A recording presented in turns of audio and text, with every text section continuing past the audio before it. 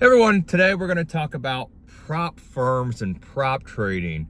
And we'll look at the history of prop trading, but more importantly, prop trading right now, 2025. Really for the past, I would say, 2 to 3 years, it's made kind of a big resurgence, prop trading. So what is it and why do so many people fall into the trap of prop trading? So prop trading is you are part of a group, we'll say, and you use someone else's capital to trade with. And therefore, if you're successful, you keep a portion of the profits. There's usually a split between the prop firm and the individual. Now, back in the day, let's say in the 90s, prop trading was popular in stocks. Why? Because the market was booming. There was big prop firms out of Chicago and New York, and it was cool because you could be a prop trader and get insane leverage. So not only leverage using someone else's money, but leverage to trade stocks. And obviously, individual stocks, it's hard to use, lots of leverage when you have, let's say, a small account. Let's say a $2,000 account. You could barely even buy, shares of NVIDIA or something like that, right? You have to buy like 10 shares in NVIDIA. That's not fun. So using someone else's money, and then the market was booming up until the dot-com bubble, you can see why it was so popular. And it was so, people made money doing it. And it was usually you're a smart individual, use that and hopefully have results, and then maybe you start your own hedge fund or build your reputation. Well, prop trading then died down. There was obviously with the market, bubble bursting there. But recently, prop trading has started again, specifically in futures and Forex. And I'll tell you why here in just a minute. But I would say over the past 10 years or so, prop trading individual stocks you could do from home. And there was names out there where whether you're in Miami, whether you're in Kentucky, whether you're in, Idaho, you could trade stocks, be a part of the prop firm, but here was the catch. You would have to pay lots and lots of monthly fees. You would have to use their platform, you'd have to pay for data, and what they don't tell you is the commissions. The commissions add up, and the prop firm loves it because they get a cut of those commissions out. So I remember I looked into it at one point, and I did the math, and I would pay basically over $1,000 in fees. Meaning that's $12,000 a year. I only keep a portion of my results. And I would say as long as you had like a, $30,000 account, you could still get decently leverage, usually 4-to-1 on most brokers. So why would you need to use a prop firm? So it wasn't for me. But over the past few years, it's made a resurgence in futures and Forex. And here's why this is extremely risky, but yet it's promoted really good on the internet. So everyone wants to be a crypto millionaire. Everyone wants to be a penny stock trader. Everyone wants to drive a Lamborghini and all that jazz, right? But what they don't tell you is usually these people promoting it are affiliates. So they're getting a cut of the sign-up fee, and then some of these big players out there who are driving the Lambos and stuff, they're actually owning the prop firm. And it's super unregulated, usually an island off the coast of Central America, where it's super shady. And I'll just say that. I won't even try to expose too much because I don't want too much heat. But the one big popular one is in futures. So what you do right now, or what you do at least in the past, is you pay and you have to qualify with a simulated account. So you have to follow their rules.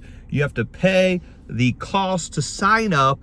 And it's, I don't want to say really hard because I haven't looked into it too much, but a lot of people fail. And then you have to pay again and again and again, just for a hope and a chance that you'll be able to qualify to use their money. So you'll probably end up paying lots of money to hopefully make it.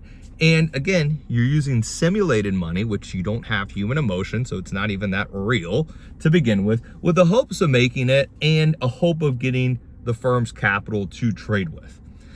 So again, it's right, red flag should be going off. And as long as you have, a decent size account or just save up, it's not worth it. And futures are already leveraged. So you want to get leverage on more leverage? No, thank you.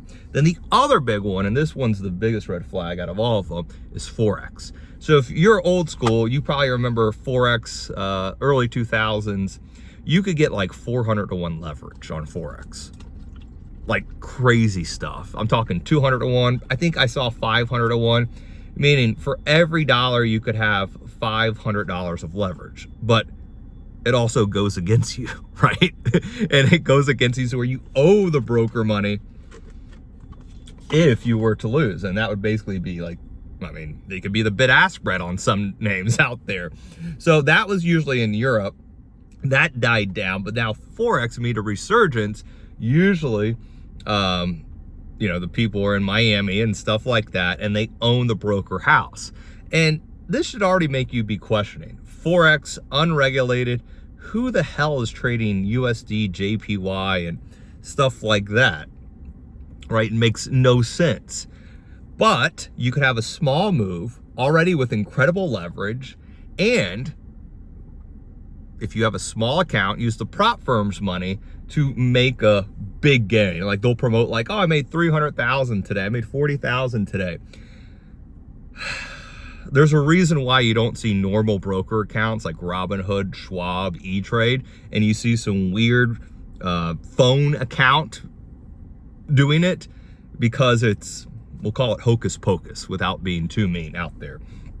And usually the affiliates are getting commission. So the money you deposit, they're getting a cut of. And then all the trades you take, they're also getting a cut of. So they're getting a cut of commission, deposits, and then you keep adding that up because they want you to trade often. You can see how they make so much money. Saying this, it just makes me shake my head because it's that sad of how they're preying on people. So the best thing to do is obviously get educated, be able to put yourself in a position where you can open your own broker account or trade, whether it's a regular broker account or retirement account. Do not use incredible leverage. Options are already limited risk leverage bets by buying options. You never want to sell naked options. So therefore, you need no need to be able to get leverage. If you're trying to day trade stocks or futures or Forex, you are going to be part of the 97% that fails when you buy stocks or day trade. Or I should say buy stocks, day trade, stuff like that. Option sellers, the market makers selling premium, you have a higher probability of using the market maker's range on individual stock because you have a cushion, but it's sexy. I get it. People want to trade penny stocks. They want to trade Forex. They want to day trade stocks on leverage. But brother, is it difficult? Take it from my blowups, my fails, especially they prey on the beginner to get signed up and give you this false hope of a flashy lifestyle that you can do it too. I'm a young Miami millionaire. Please be smart, be educated. I'm just trying to help you guys and girls out the best I can because I see so much BS on the internet that it's really, really sad to see what the industry has come. I'm old school, even though I'm, relatively younger for this business, but I've seen all the ups and downs, and I've been offered to promote some of these, we'll call bad actors, and I really just can't. Stick with the girl you brought to the prom. That's options, you're limited risk, max reward, and you're already using leverage. Remember, each option controls 100 shares of stock. So if you have any questions, leave a comment below. Make sure you like, subscribe to the video. Hopefully I don't get too much heat and not canceled from YouTube.